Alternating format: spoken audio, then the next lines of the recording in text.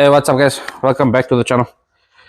Okay, so we are going to be doing a couple of update videos, and I've been trying to line up a couple of videos similar to how we done on the M5, right? So it's very hard for us to give you completion videos of completion videos, basically from start to finish. It's just the time frame is too long in between, and bottom line is it's going to come down to you guys not getting any content from us for a couple of weeks until we get the car finished, or a couple of months until we get the car finished. And let me know if that's something you'd like, but I don't think that is. I think it's just the waiting period is too long. And there is also videos for us, or there is updates for us to show you in between, like the two cars that I'm going to be doing now today. So let me know what you guys think. If you guys want completed videos, then you guys are going to wait quite a bit, or if you want me to carry on with these updates. So I am going to come through to the panel shop. Our next video is actually gonna be on the 318 325 IS replica. Let's call it the IS replica, the car that was bought in auction. We're very close to bodywork on it, and I'll just give you a sneak preview now quickly. Let's just actually do that quickly. Okay, so just a quick sneak peek on this vehicle here. This is the auction car, man, the black 318 that was sold as an IS, right? We've spent tons of work on bodywork on this guy here, and we've actually gotten the car to a point now where we're ready for paint. So we're basically cleaning this car out, and this will be our next video out. But we, at this point now, the rubberizing is done on the undercarriage. It is a bit dirty now from all the dusting and so on like that, and I am going to do a proper video for you guys in the spray booth on this here and on partial engine build, but I'll go in depth into what I'm seeing now on camera. So this is the one vehicle that we're busy with.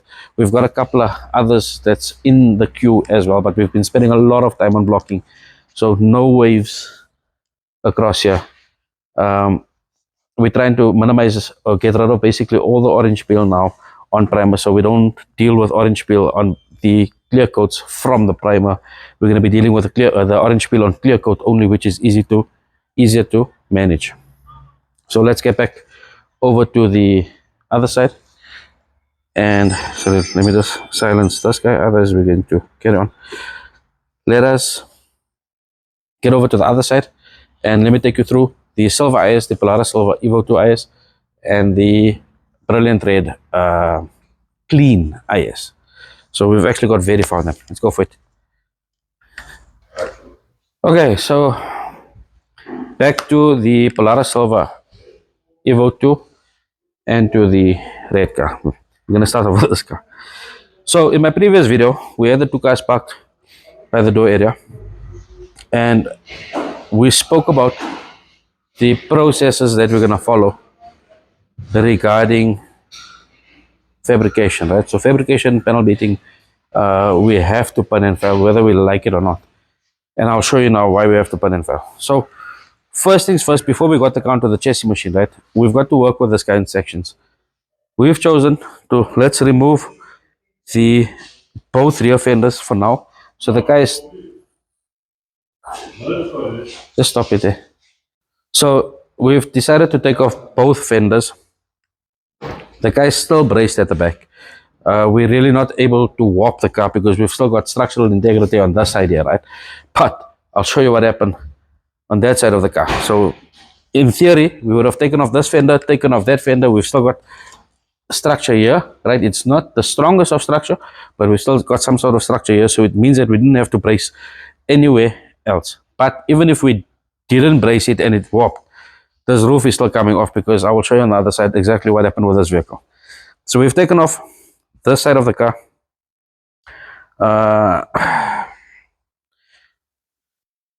Okay, this is what we found underneath, right? And it's sad, but anyway, here's the welding here, basically from the previous roof replacement or whatever they done. So remember, this is an EVO2. It's not a makeshift EVO2. It's not a makeshift built IS or whatever it is. I do believe that this car was in an accident before because of how the front quarter is cut, and I think we've done that video. Yeah, I don't think we have done that video before, but based on how this car was cut and put together, you can see it was an accident car. The biggest issue we're facing is on the cut and join. We're facing that they cut and join basically skew, and they've the measurements are basically out on this car, and I'll show you exactly where we found the measurements. So one of the measurements that we found, we saw that the roof was basically slanted. We can actually see the cut and join process here is out.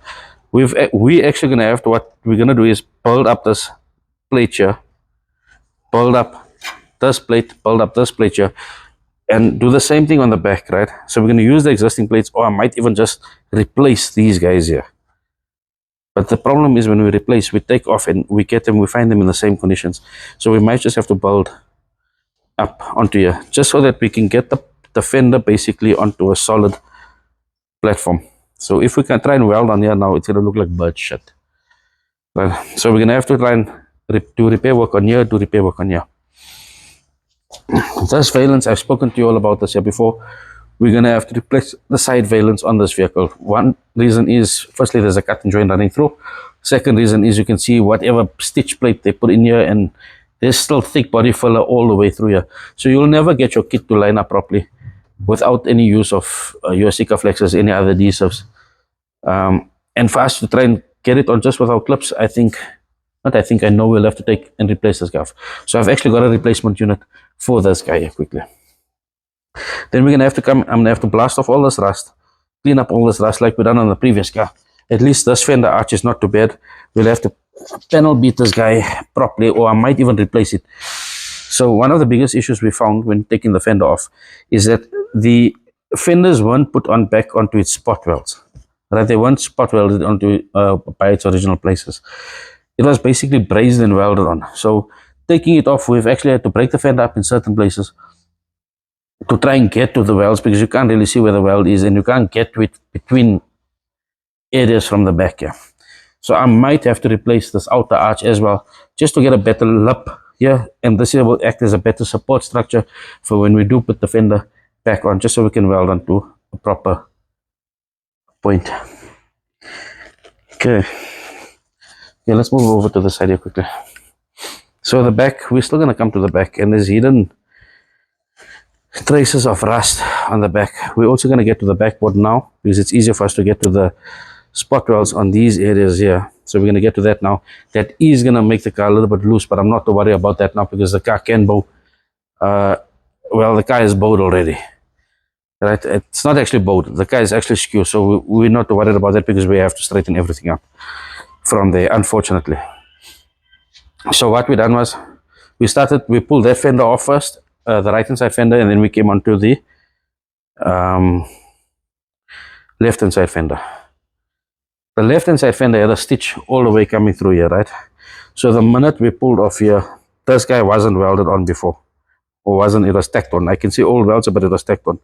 So you can see this is not actually cut off, it's actually broken off. And you can look at the gap difference between the two. So I don't know how this guy was in place. Number one. So we pull off the fender, we started loosening up.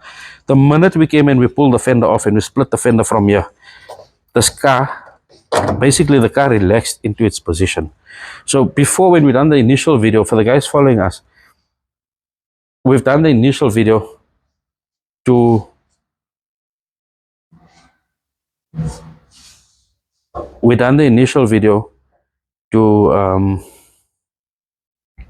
show, and in the initial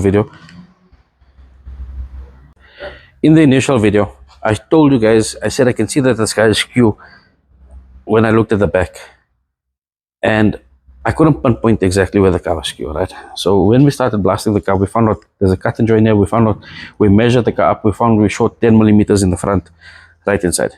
Now when we came and we pulled this fender off here, this car actually relaxed into its position, and this is the point where it relaxed. This is how far off this car is. Right, so this is where your B-pillar structure, this is a stable structure here. The structure is coming up here, and you can see how far forward the roof is stressed from this vehicle. Right?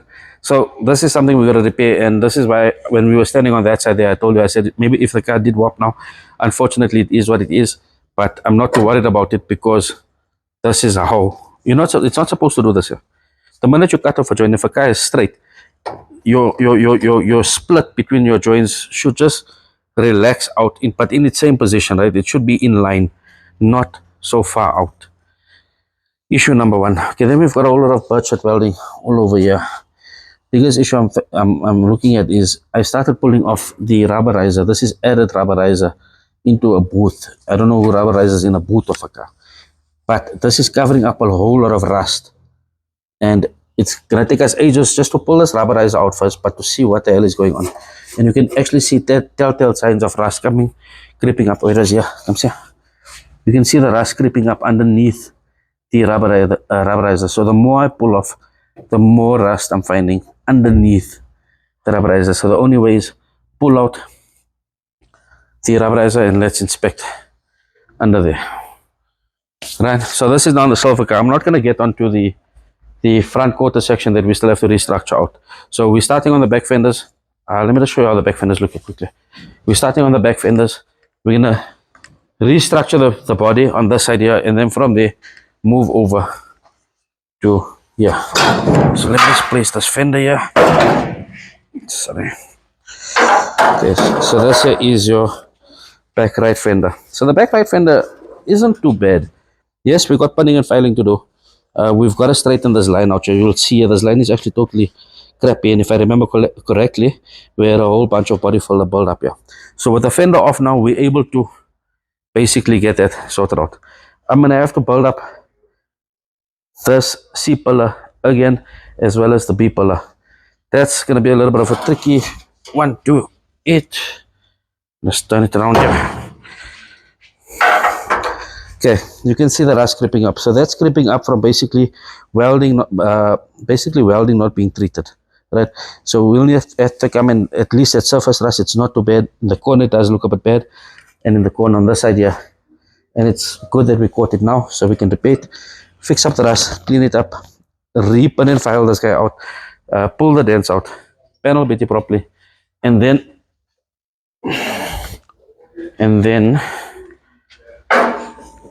get it ready for fitment. Sorry, so I've pulled these fenders here. I'll bring you this is a bad fender here, not the left hand side fender.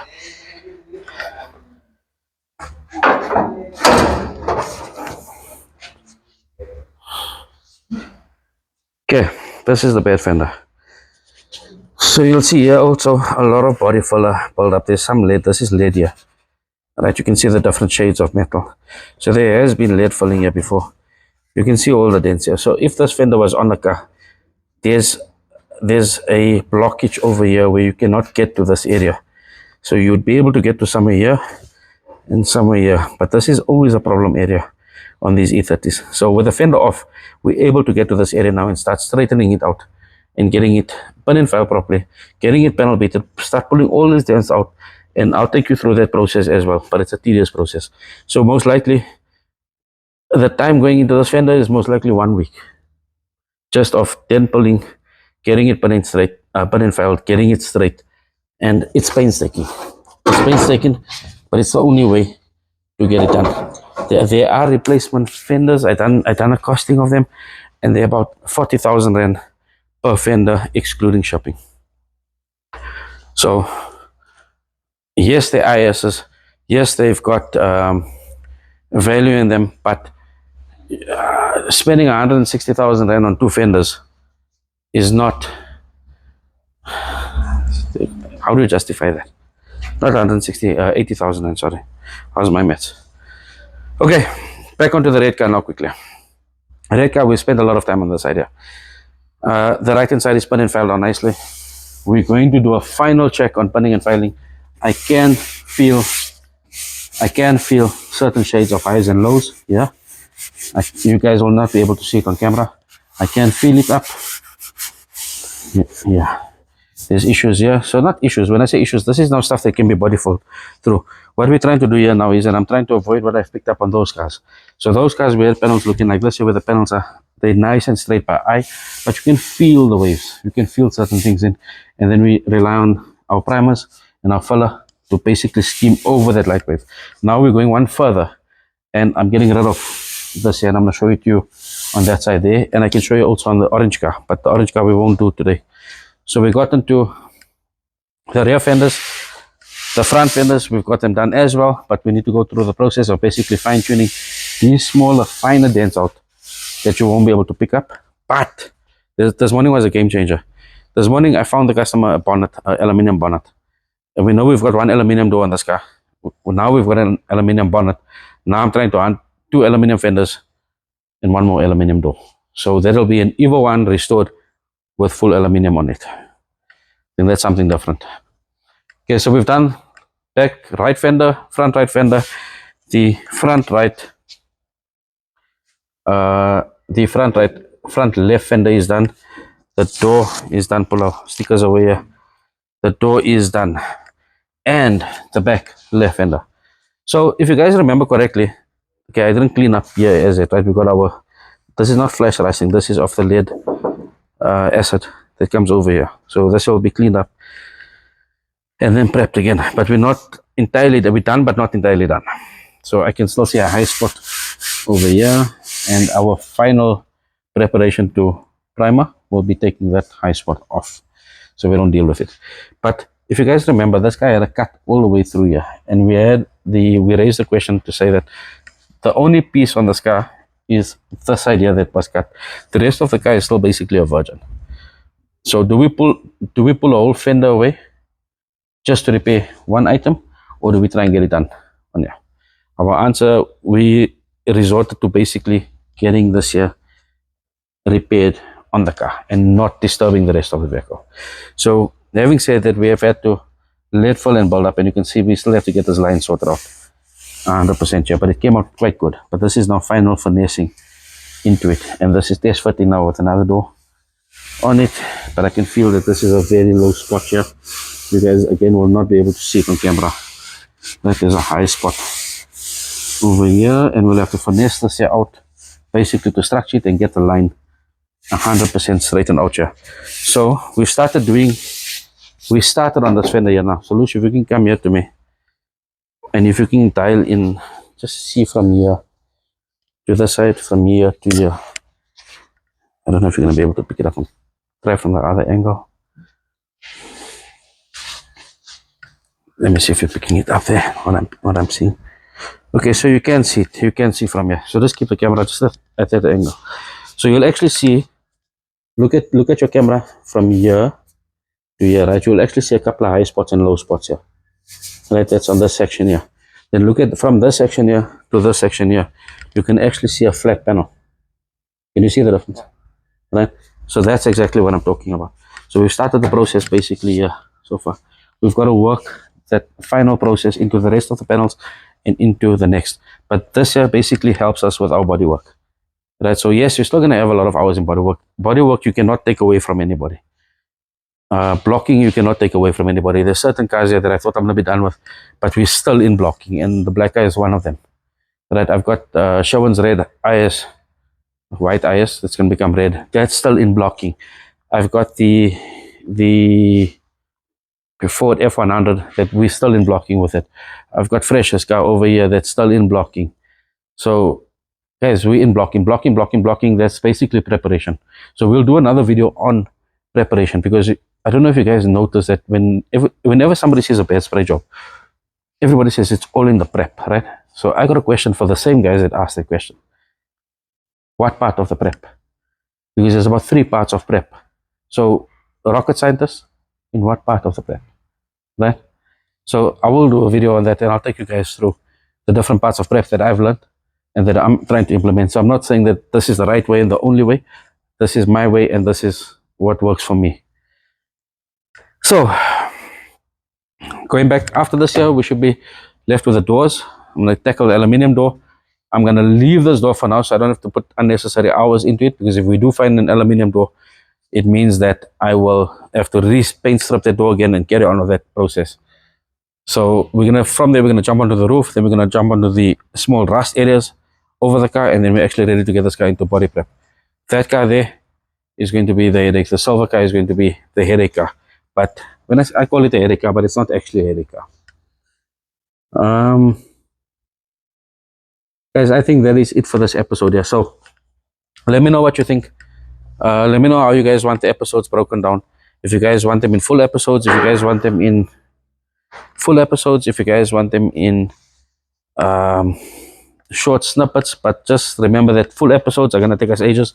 You're not going to get content in between. Or do you want it the way I'm giving it to you guys now? So that's a compressor dropping off. So thank you for you guys, for liking, for subscribing, for sharing. Andile, thank you. I see you on social media. I appreciate you, my brother. Raiz, I received my birthday gift today, and thank you. You're a superstar. Really thoughtful. I actually get teary-eyed when I think of it, but I'm gonna phone you. To the rest of you, like, subscribe, share. Thank you for it, and let us know what you guys want. Cheers, guys.